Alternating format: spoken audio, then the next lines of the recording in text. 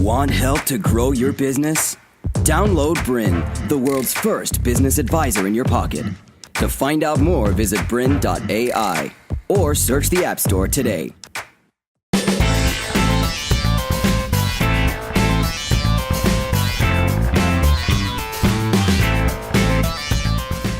Hello and welcome to Outsource for Success. My name's Kristy Smith, and today we're going to talk about when to automate, systemise or delegate tasks to outsource staff. Now, we all come to a point in our business where we know we need to make changes, where it becomes too hard to manage things on our own. We end up dropping the ball, burning out, or worse still, we end up neglecting our relationships and our own well-being. The control freak in us actually weakens, not strengthens a business. But it takes us a long time to realise that, and for people usually that are really well organised and like to have that control, it's really hard to let go. But I liken it to a game of tug of war. So think about, one person being on one end, but 20 people being on the other. Who do you think's going to win, and which team do you think has the most strength? It's certainly not the person working on their own. The amount of weight and the amount of effort that's required to actually win against a team of 9 is insurmountable. Imagine if you could be more efficient and you could have more time for strategic thinking in your business. Wouldn't you love to know how to do that? Well, I'm going to share some tips on helping you today. Firstly, though, you really need to determine what it is that's taking up all your time. You need to understand what it is that's sucking away the energy and not allowing you to actually step into that strategic and leadership role in your business, but keeps you in the deep depths of doing every day. And an easy way to do this, and I share this with many people and business owners that I talk to, an easy way to do this is doing a task audit, where you're actually recording the things that you do on a daily basis and you're really looking at it in depth. And it's very simple. It's simply taking a piece of paper, or if an app on your phone works for you or your notes on your phone works for you, and using a minimum of 5 days to record what you actually do in your day. And I really encourage you not just to record the business tasks, but also the personal tasks, personal chores that you do, and the things that you do for yourself. So really recording that day, whether it be waking up and going for a run, having breakfast, then you're getting into your work, it might be doing emails. Make sure that you're recording the time that you're spending on that task, and you just need to do that by putting the start time, because then the next task will have the start time and give you the difference in time there. This is really important, and for most people it's a big eye-opener because, I guarantee you can't tell me how much time you're spending on your social media every week, right? So having a look at that and really understanding. Once you've done that and you've got those tasks identified, it's really important then to look at that from the perspective of what are your core activities, the activities that really only you should be doing that directly impact the bottom line of your business. So maybe highlight those in a different colour so that you really can look at those and pull them out of each day and say, well, look, maybe it's only a quarter of my day that really needs my focus. Everything else could be done by somebody else or could perhaps be automated and systemised. So that's something that you should do just so that you get an understanding of what your core activities need to be.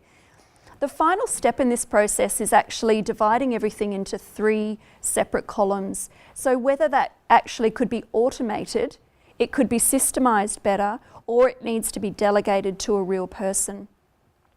But before you go into this, you might like to understand these areas a little more, and I'd like to help you do that. So let's firstly talk about automation. Automation, and what are some of those things that you can automate? Automation is an amazing way to take away that everyday thinking that you do in your business, to take away the planning and having to manually remind yourself what needs to be done. And an example of this that I'd like to share is around my client touchpoint process. And this came about out of a need because I was really struggling. A few years ago, I was struggling to actually remember when my clients had been with me for a certain period of time. Once you move away from only having 5 clients to suddenly having 50 clients, there's no headspace that can actually retain that information and remind you, and the manual data entry of putting those reminders into your calendar and then remembering what to do once you're told that milestone is up. So it's really sitting down and planning out those milestones and which touch points are important for you for that part of the business. And I use ActiveCampaign for my CRM, and that's been a groundbreaking tool for me because it's allowed me to actually take that map of what I need my touch points to be and put that into a system that actually does the thinking for me. So for an example, I might have a new client that comes on board.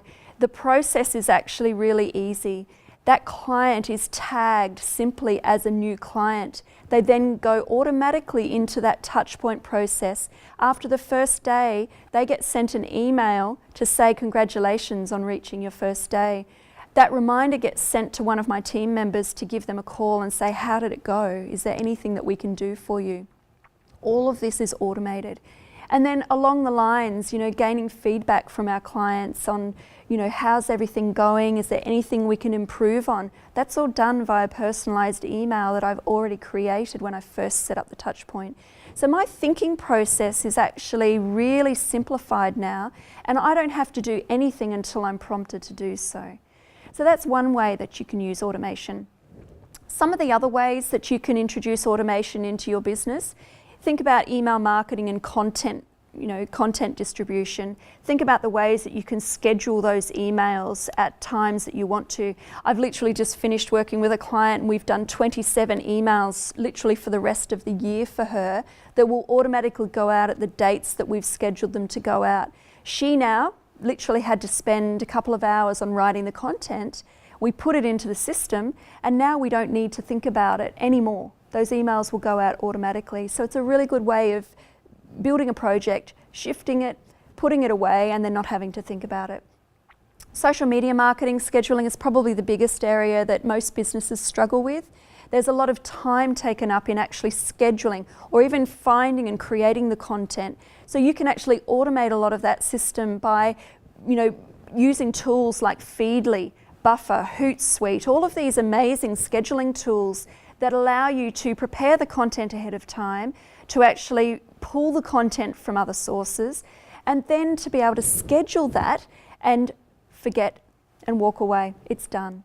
Now, of course, it doesn't mean that you then don't do anything with that down the track. You've still got to engage, you've still got to interact, but that pre-work that usually takes the most time can actually be automated. Email scripting and templates, I get asked this a lot. If you've got someone who's doing work for you and it's a consistent email that you're needing to send out as a response to customer service inquiry, you can actually use canned responses in Gmail, for example, where you're building in the template. They just need to select which response that they need to use, and then it just autofills. So there's lots of features around that will make your life easier and save time. The last one I'm talking about is appointment setting, and this I think has been groundbreaking for a lot of people.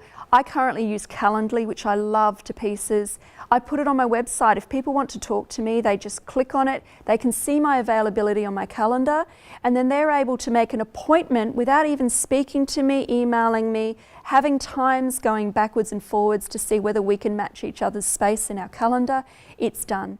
What's more, it also actually sends email reminders to remind them that that appointment's coming up. So this has been a lifesaver for me, from being able to be more accessible and having people come back and forth and not come back and forth and be able to actually make an appointment to speak with me. So that's some of the automation tools that you can actually use. Next, we're talking about systemisation and processes, and this is probably one of the most areas where business owners get overwhelmed. I think most people think about systems and processes as being this arduous task where you've got to sit down and you've got to write a whole manual full of processes, and you've got to really take the time, and it takes too much effort, and so most people don't do it.